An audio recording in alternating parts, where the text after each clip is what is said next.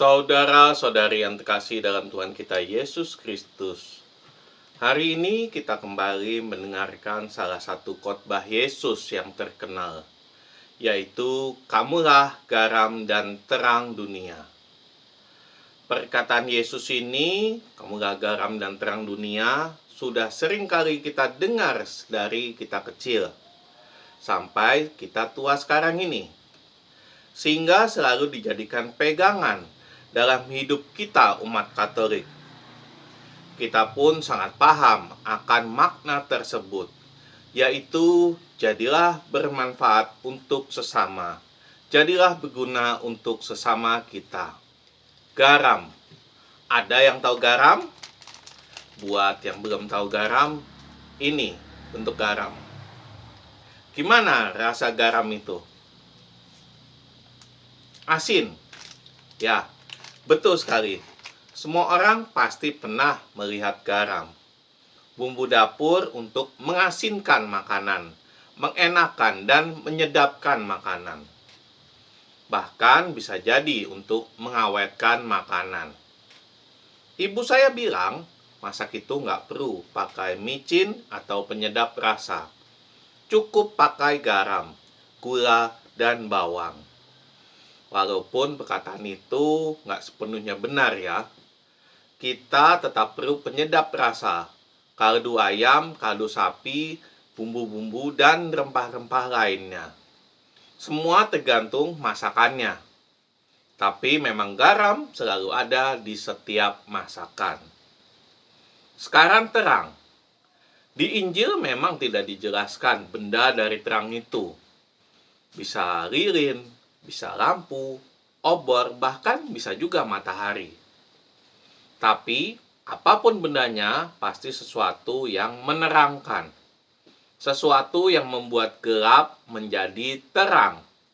Sesuatu yang membuat tidak kelihatan menjadi kelihatan. Walaupun dalam Injil tidak disebutkan benda dari terang, kita sering menganggap jadilah terang di sini, kita seperti lilin. Saudara-saudari yang terkasih, kalau berbicara tentang garam dan terang dunia, sebenarnya apa sih yang membuat garam dan terang itu menjadi istimewa? Karena kegunaannya. Betul sekali, kita tahu garam sangat berguna untuk menyedapkan masakan. Begitupun lilin. Lilin ini mungkin terlihat biasa saja. Begitupun saat lilin dinyalakan. Dia masih terlihat biasa saja. Lantas apa yang bisa membuat lilin ini menjadi tidak biasa dan terlihat istimewa? Yang membuat lilin ini istimewa adalah saat lampu mati. Saat ini masih siang hari. Saat dinyalakan pun masih terlihat terang. Jadi belum terlihat istimewanya, kegunaannya. Coba nyalakan lilin ini di ruangan yang gelap, sehingga terangnya cahaya lilin semakin menyinari ruangan yang gelap itu. Artinya, lilin ini menjadi pas kalau ditempatkan di ruang yang pas, di tempat yang tepat. Begitupun garam. Yang menjadikan garam istimewa itu, yaitu penempatannya, pasnya. Tidak terlalu banyak dan tidak juga terlalu sedikit. Coba bayangkan, kita bikin kue ulang tahun, tapi kasih garam 1 bungkus. Ini 150 gram ya. Gimana rasanya? Asin kan? Atau kita bikin sayur asem, tapi dikasih garam 1 bungkus ini. Apa jadinya? Nggak jadi bikin sayur asem, tapi malah jadi sayur asin. Atau bodohnya, kita bikin adukan semen. Kita ganti semennya jadi garam. Pasir, garam, dan air. Apa jadinya? Ya nggak jadi apa-apa. Nggak semua adonan, adukan, campuran, semua dikasih garam. Semua harus pas penempatannya. Semua harus pas takarannya, sesuai kegunaan dan manfaatnya. Seperti kata Tuhan Yesus sendiri, "Kamulah garam dan terang dunia". Kita sebagai manusia pun tidak akan memberi manfaat untuk orang lain kalau kita tidak menempatkan diri, tidak membaur dalam kehidupan bermasyarakat, dalam kehidupan menggereja. Seperti contohnya saya, hidup di desa ini yang selalu hidup bergotong royong. Setiap gotong royong, apa yang saya lakukan? Nggak ada. Bukannya nggak ada ya, tapi sedikit. Terakhir pas gotong royong Kopdes. Yang lain sudah motong bambu, kayu udah 10, saya cuma dapat 2. Pas bakarahan, yang lain bakarahan, saya cuma dokumentasi saja. Cuma foto dan video saja. Emang saya ini nggak bisa kerja ya. Badannya yang besar, tapi tenaga nggak ada. Nggak apa ya kalau Bapak Ibu mau mengatain saya. Katain aja terus, saya nggak apa. Tapi lihat saya sekarang. Sekarang saya ada di mana? Sekarang saya ada di depan Bapak Ibu. Sayalah yang Bapak Ibu tonton saat ini. Saya ada karena tempatnya pas. Saya ada karena memang disinilah saya berguna. Inilah tempat saya. Di kehidupan sehari-hari mungkin saya nggak berguna. Tapi saya berharap semoga di kehidupan menggereja saya berguna. Segala pelayanan dan renungan yang saya berikan semoga berkenan. Saya hanya ingin menjadi garam dan terang dunia. Saudara-saudari yang terkasih, saat kita memutuskan menjadi garam dan terang dunia, saat kita ingin memberikan manfaat untuk orang lain, berguna untuk orang lain, kita tidak bisa memilih-milih. Saya hanya akan menjadi garam dan terang untuk orang yang kita sukai saja, yang kita inginkan saja, kelompok-kelompok kita saja.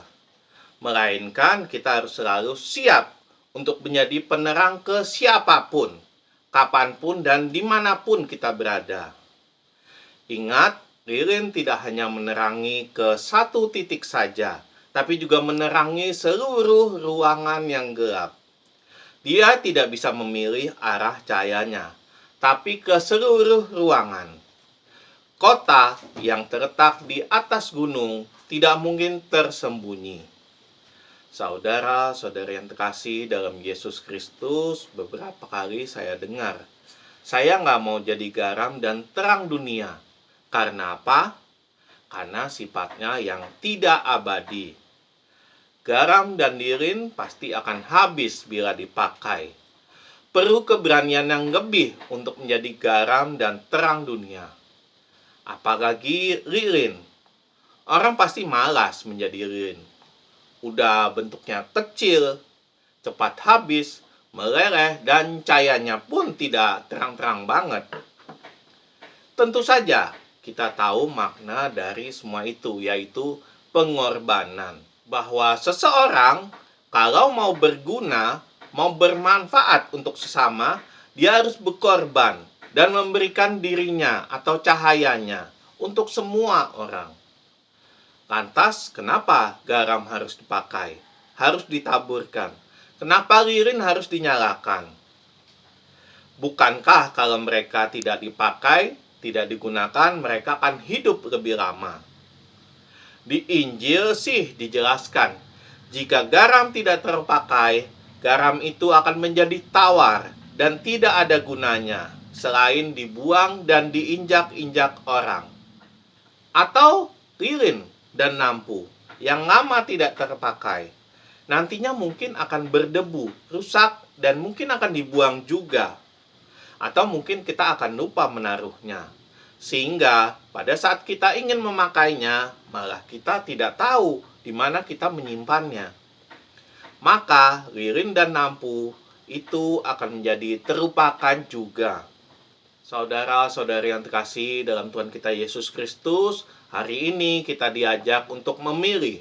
Apakah kita ingin menjadi garam dan terang yang awet, tidak terpakai, tapi lama-kelamaan menjadi tawar, terlupakan, dan dibuang, atau kita memilih menjadi garam dan terang yang terpakai, mau berkorban dan cepat habis, namun berguna dan bermanfaat untuk sesama. Tetapkan pilihanmu dan tempatkan dirimu pada tempat yang tepat untuk menjadi garam dan terang dunia. Marilah kita hening sejenak, marilah kita merenung.